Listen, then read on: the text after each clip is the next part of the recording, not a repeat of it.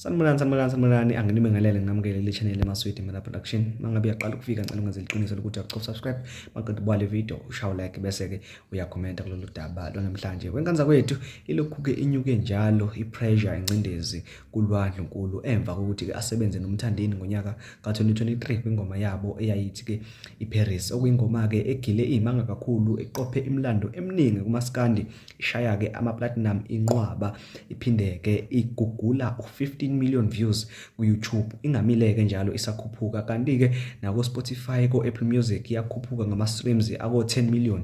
njengamanje lengoma iqhathaniswa nengoma ezinkulu ezake zaba khona eMzansi Afrika. uLwah Ndlunkulu ke ugonyulukile kwenye ke yama channel alapha ke ku YouTube igama layo The Orbit interview yakhe nale channel ngizwe attach nje khona la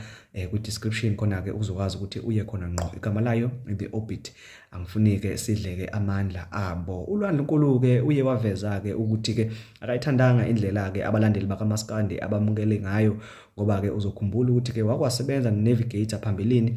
kule ngoma ke yayithi ke iselula ethi ngikhulume noDali akekho ke noyedwa umuntu wake wamthuka kodwa kuthe masesebenza noMthandeni abalandeli ke bakaKhuzani basuka bayothi mbuba mchapha ngazo zonke ke inhlamba ongayicabanga. Uthe futhi masebonakala segida egidela ingoma kaKhuzani ethi umjololo wegida ku TikTok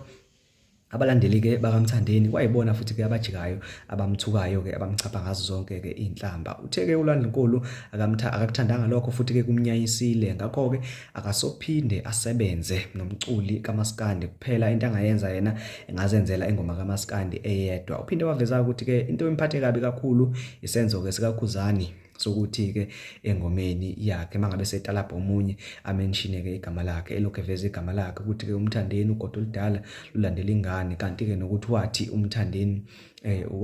kuLwah Ndlunkulu emva kokuthi egidela ingoma yakhe ke umjololo wathi ke yena kwenziwa lokho uyakhumbula ke nawe ukuthi ke ingoma yayisho kanjani. Ngane kwethu ngizoyi-attach khona la ilink ke ezokusa ngqo kwivideo kaLwah Ndlunkulu uyizwele esho konke ke lokhu engikubikela khona ungaze uthi ngihubhuza akapejani.